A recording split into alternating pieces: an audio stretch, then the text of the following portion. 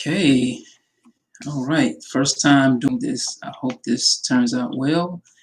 We will see how everything goes, but give me one moment while I share this with everyone that's on Patreon. And I think I have done that properly. Let's see. Give me one moment. All right, great. I've done that properly. All right, so this is the first attempt at my exclusive Patreon live stream for the people that support me on Patreon. Adjust the camera right quick.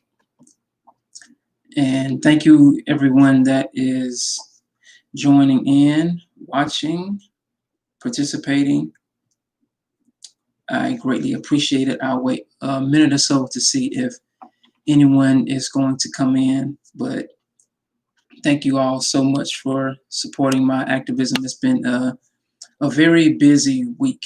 I've done a total of 7 events in the past 7 days, and it's been very rewarding, I guess, in a sense.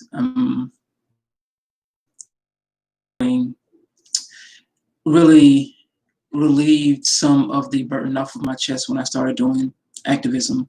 I really felt like I was actually contributing, making a positive impact in the world. So, all right.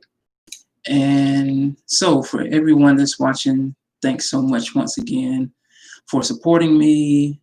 I am Christopher Eubanks, but if you're watching on Patreon, you should know who I am, but maybe we haven't been formally introduced since I have a couple of new Patreons supporters this month. Some people know me as Soul Eubanks. And I used to do these monthly Patreon live streams just to kind of give people a understanding of the different types of activism that I was doing throughout the month and just kind of giving them updates on some of the things that I've been involved with. But since I do this thing at the beginning of every month called Activism Transparency, where I essentially make a list of all of the different events that I've been participating in for the past month, I really felt like there wasn't a need for me to do this anymore. So what I decided to do was to change the format, and I've been experimenting with doing more of a podcast type of presentation.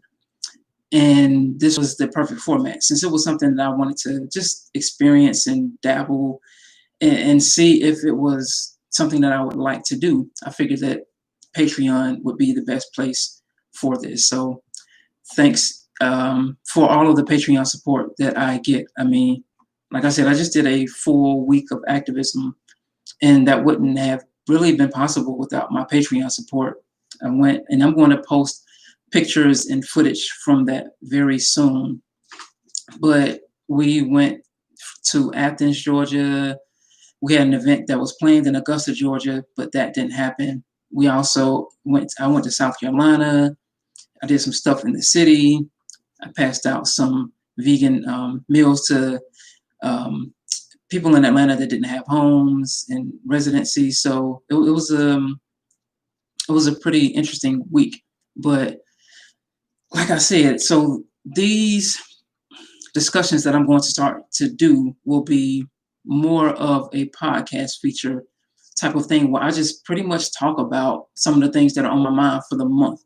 And I think I figured out what I'm going to do next month, and it's actually going to play off of some of the things that I'm talking about this month. So it won't be a continuation, but it'll just be part of a larger discussion.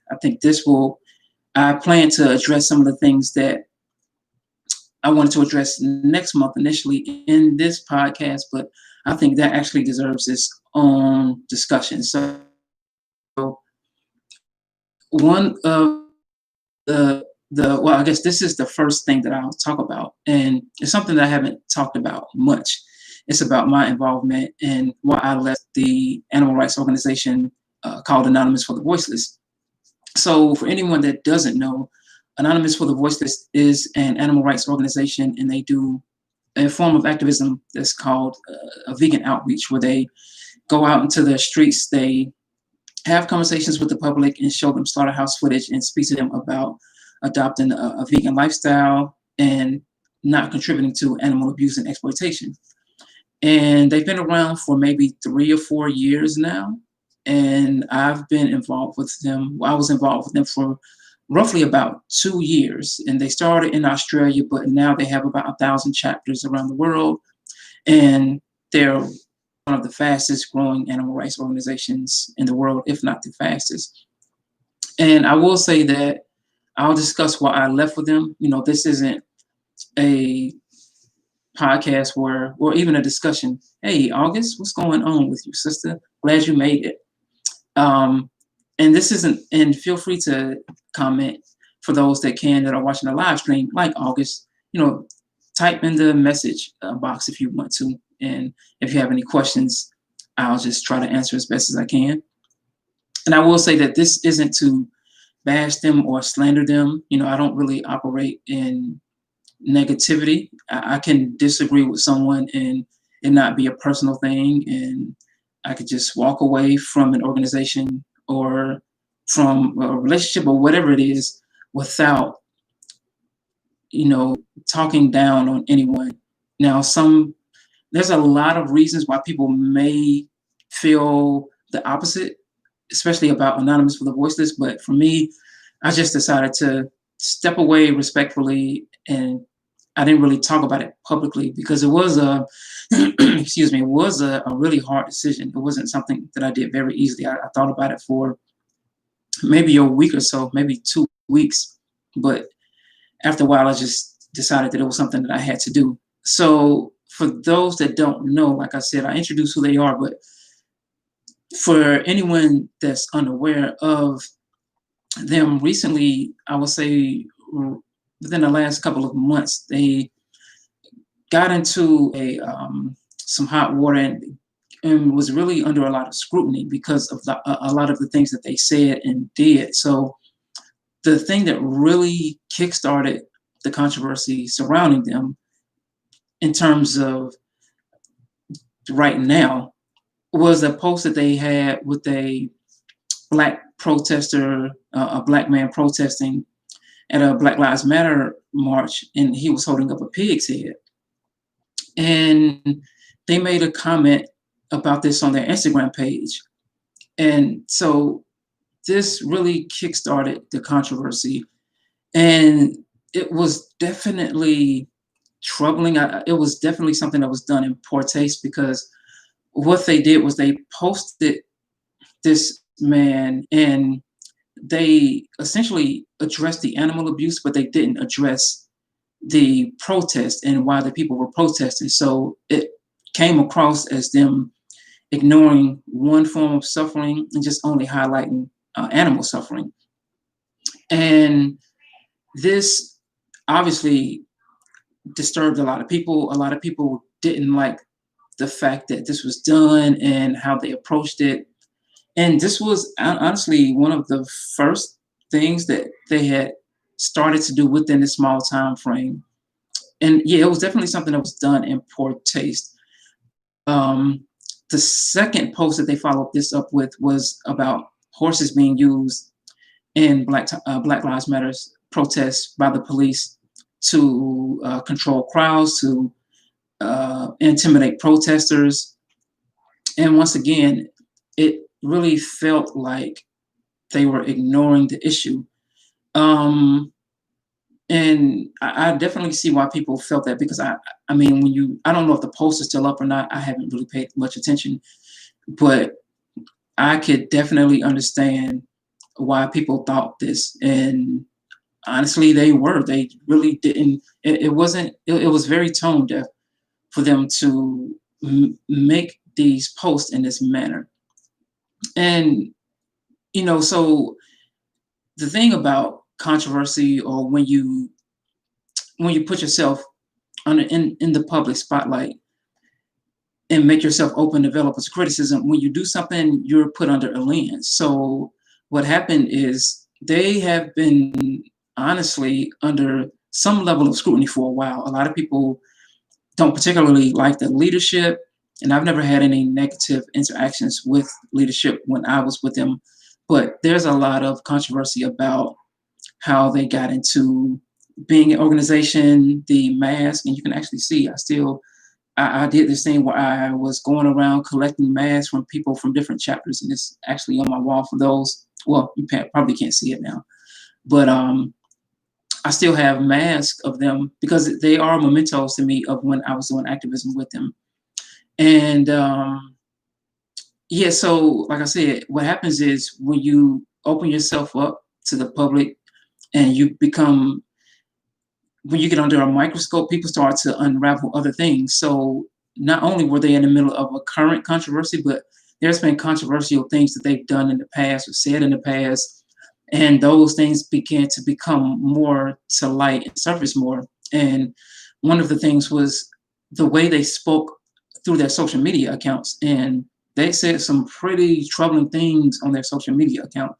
And I really don't remember everything that they said, but I do know that there was one activist, one of the activists that I really just admire, Tyra the Taurus. She's a activist, an advocate, a vegan advocate, human rights advocate on Twitter, and she messaged them about their stance on the Black Lives Matter movement. And one of the things that was troubling with a lot of people was that this was in the midst of George Floyd being killed. So this was, fresh on everyone's mind. It's still fresh on people's minds now. But this was literally days after it happened, or in maybe a week, but it was very close to the killing of George Floyd. And a lot of people were trying to show their solidarity for the Black Lives Matter movement. And their stance was that they don't completely take on human rights issues at all on their account. And we have to understand that we're now really feeling the impact of white silence when it comes to how that plays an impact on the oppression of Black people. And, the white silence is violence. If you're in a position of power, if you have some privilege and you can use that as a form of influence and you don't use it when you see other beings being oppressed and you're silent on the issue, that's being complicit, and that actually helps to further help oppression. So them saying that they didn't speak on human rights issues in the midst of them making posts about human rights issues that ignored the human rights issues within that post and only addressed the animal rights issues within that post seemed very tone deaf, and it bothered a lot of people. And I will say one of the things to go back to speaking about their social media account and how they spoke to people within on their accounts, they were very combative in how they addressed the public. And August, yes, many vegan activists are not privileged enough to not speak on human rights issues. Absolutely, and that's something I'm definitely I want to talk about as we go on. And so they responded. Tyra, she messaged them asking them, were they going to speak up on Black Lives Matter and what's happening with George Floyd? And the response was visceral. The response, it was very combative. It was very negative. They really, it was just out of line. I even tweeted something about it, I don't even understand why they addressed her in the manner that they did. It was completely unjustified. And so in the midst of all of this, so you have these posts going on, you have the social media comments from their social accounts, you have people kind of going into under the microscope and looking at the things that they've done in the past and just kind of putting them even more on blast. It was just a lot of noise. It was just a lot of white noise, and a lot of the emphasis was beginning to be placed on their organization as opposed to the activism that their organization was doing. And I will say that I personally, I don't judge when, I wouldn't judge any animal rights organization if they're platform is to not necessarily address human rights because they are an animal rights organization. I understand that, but I think there's a very thin line between. It's not. It takes nothing away from your activism to just show solidarity. And I have read their bylaws. I know that they. I don't believe that they are racist or anything like that. I just. I definitely believe that they handled that extremely poorly. And like I said, it takes nothing away from your activism to just say, you know what, we are fighting for XYZ cause, but we definitely stand in solidarity. And that was something that wasn't coming across. So in the midst of all of this, I know I saw a post where Paul was getting into it with another, with someone on Facebook. I don't know why, in the middle of all of this, and this was a big story, I think, for anyone watching now. It was very, the story went other places outside of the animal rights community. And that's when I knew that it was really an issue, because I started to see this controversy or this post appear in media outlets that had nothing to do with animal rights. And yeah, it was very troubling, and they were getting a lot of backlash. So in the middle of this, I saw Paul make some comments to someone, and they just weren't flattering. I can't remember exactly what was said, but it was something like, I think he told someone to eat a shit sandwich or something. It was like unreal. And, one of the things that really became hard for me as an organizer was to feel like I don't agree with what's being said and how it's being said, but I also don't want to, I can't defend that. But when you're staying with an organization, with the head of the organization and the social media accounts and these posts that are that are very volatile, attention comes to you like you're defending that if you're staying with the organization. And that's something that I wasn't doing. And I think, well, I'll take a second to read what you just said, August. What I realized is this feels out of touch to BIPOC, Black, Brown, Indigenous people of color, and call them hypocrites when they're not vegan, but then not stand up in solidarity with these same people when their lives are literally at stake. Absolutely. Because, and that's something I'm going to talk about in a moment. Yeah. So, like I said, I don't necessarily expect animal rights organizations to be about human rights, but I do expect them to stand in solidarity against any oppression. And they just weren't giving off that vibe and that energy. So, I mean, they apologized, and they apologized. I kind of have mixed feelings about the apology. Like I didn't watch the whole thing. They apologized on one of their accounts.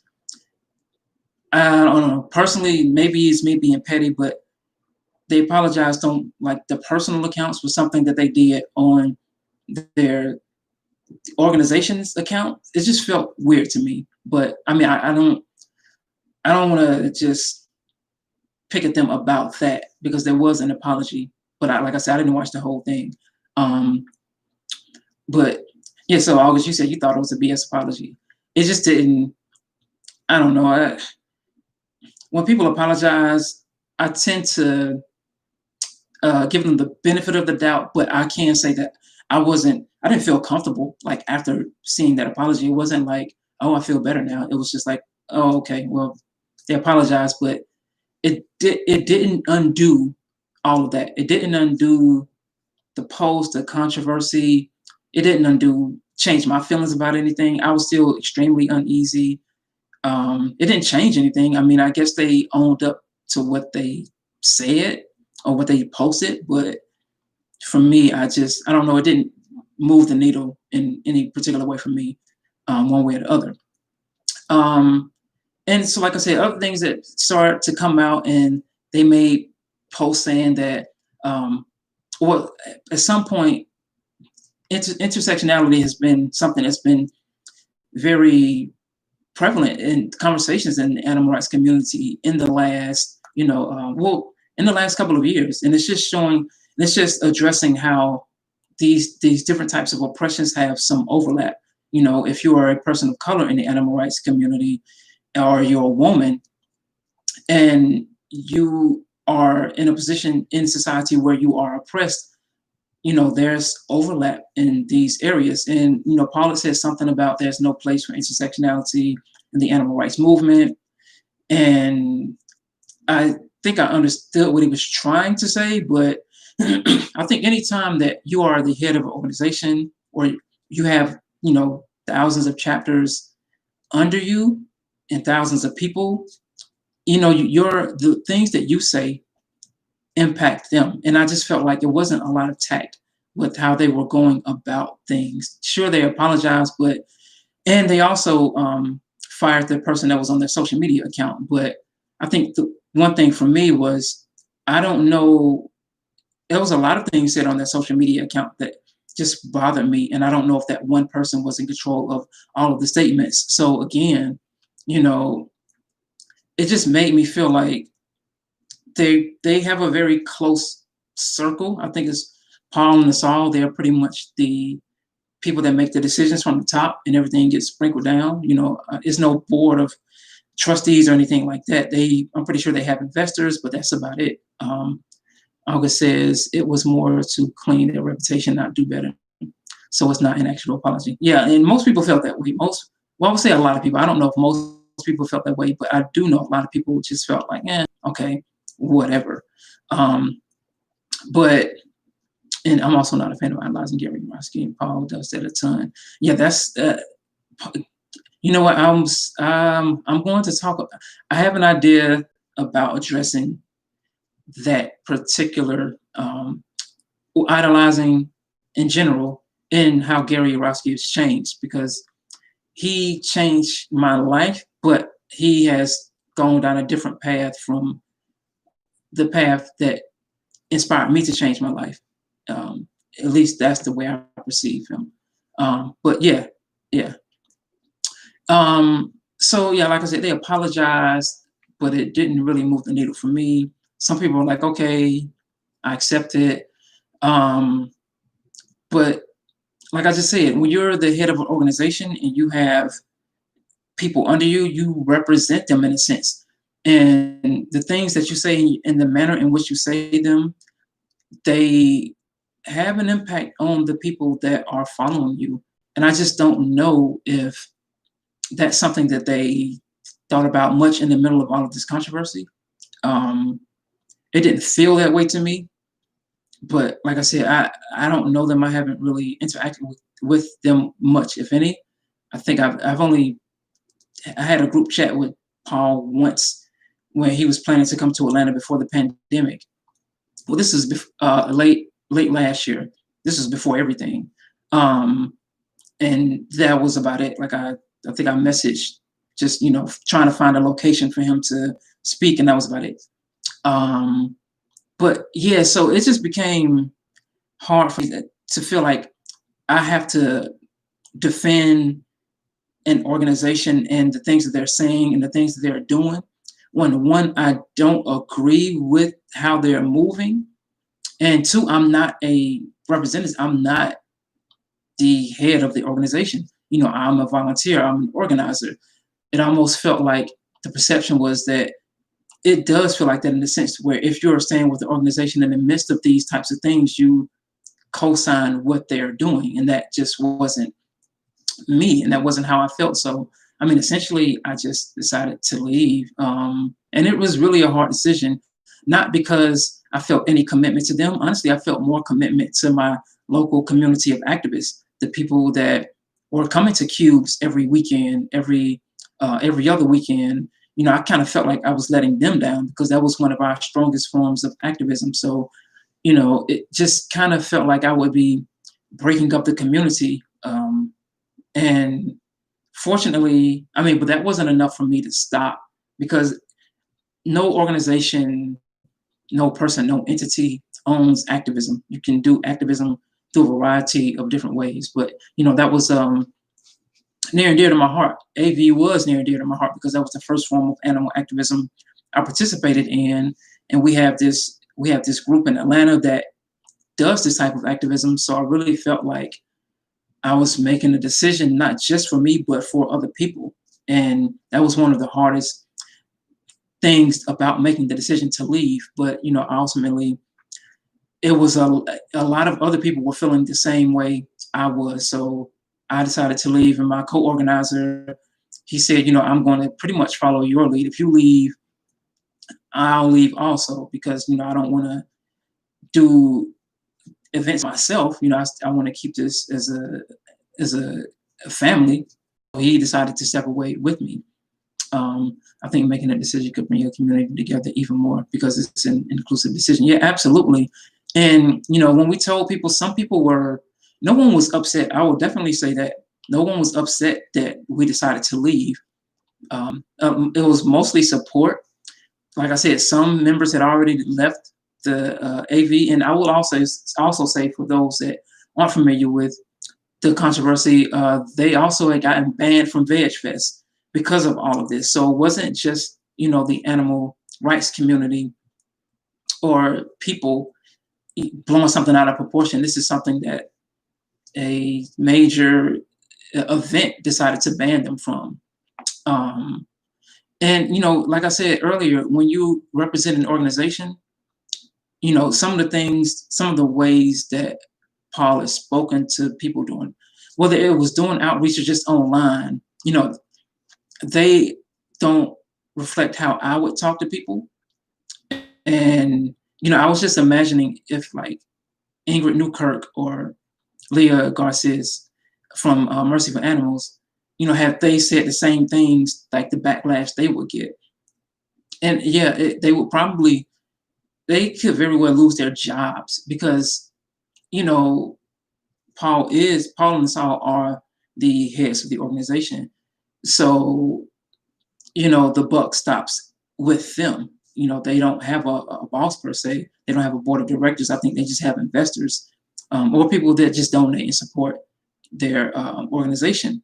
So I don't know. It just made me feel like, for these posts to even go out, like, who's in your inner circle? Do you have any people that are, looking at your post and thinking and talking about the diversity, or thinking that, this could be problematic? And if so, if you do have people, are you not listening to them? Do you not really care about their opinion? It's just, we all need a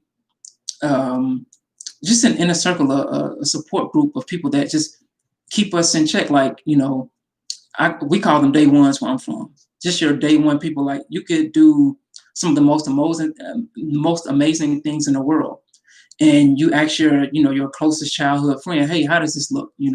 I bought this shirt. How does this look? And your closest friend will tell you, hey, nah, that shirt ain't it. Your outfit, it looks wild. Don't wear that. And that's because they're your closest friends. They don't treat you the way that the public treats you. And I don't know if they have people that are, holding them accountable with checks and balances or things like that. I don't know. I'm not saying they don't. I'm just saying that it just kind of, with those posts, it just kind of felt like that. And I also know that, no organization is perfect. So sure, there's going to be things that organizations do. People don't like PETA. People don't like Mercy for Animals, the Humane League, or any organization. People don't like just any philanthropy or any philanthropist. There's nothing that people are 100% in agreement and happy about. But I do think it's about, whenever you're the head or running the organization, I think you should speak in a way that represents those that are under you, in a way where you don't cause any trouble for them, as best as you can. And I know that another element of this is what I'm going to talk about on the next podcast, is the fact that I know I am one of the more, well, I don't want to say more, but I am a known Black animal rights activist. And I know the things that I do have people watch. I guess people watch my movements, what I say, what I participate in. And I really didn't want to make it seem like, if I were staying with them, I was co-signing or looking past these posts and these things that were said. So that's why I kind of chose to step away in the way that I did. I didn't want to make a big public outcry about it, just because, one, that's not the type of person that I am. But I also didn't want to make any other Black activists feel like, well, if he stayed, then it's okay for me to stay. And and to this day, look, I don't blame anyone who decides to stay with Anonymous for the Voiceless. Like I said, I'm not here to bash them. I'm just here to tell my perspective as to why I left. And yeah, so if any activist, Black or white, decide to stay with them, I'm not against anyone advocating for animals with whatever organization they see fit. Some people do see the organization as extremely problematic. Some don't. But yeah, I knew that I have a voice in this community. So people watch and pay attention to what I say and what I do. So by me deciding to stay, that would mean something for me. Deciding to leave, that would mean something. So I just decided to leave gracefully, and I don't know, that's just how I wanted to handle it. And so I will say that I kind of hope I expressed to you all why this was such a powerful decision for me to make. And like I said, it's not something that I spoke about much. When people ask me, I told them, but it's not something that I broadcasted. But I definitely want to talk on next month's podcast about, why aren't there more Black people in the animal rights community? And moments like this kind of highlight why. They kind of put a spotlight on things, and they kind of make us have to really be self-aware. And it is not necessarily that the animal rights community is intentionally trying to suppress Black voices or anything like that.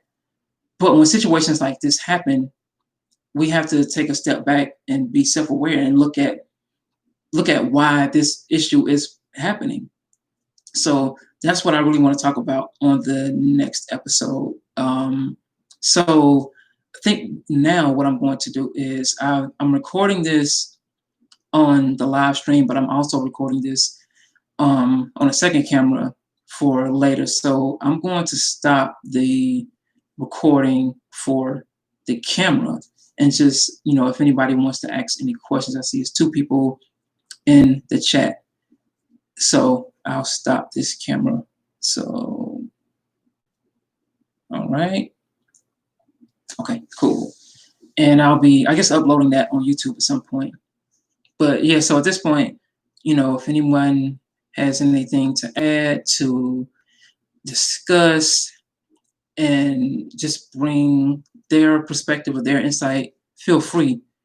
Because like I said, well, Patreon is one of the reasons I'm able to devote so much time to activism. And I really wanted to, the reason that I'm doing these podcasts in this manner is because I really want to be more connected with you and give you all something that has some value, and not just put out content for the sake of putting out content.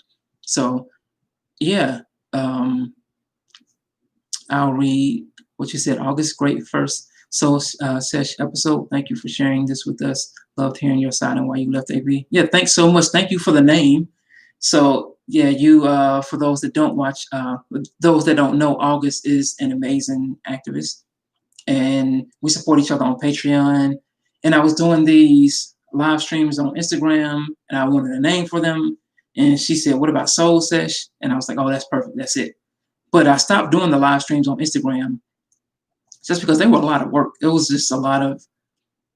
I applaud anybody who does a podcast on a regular basis, because it is a lot of work.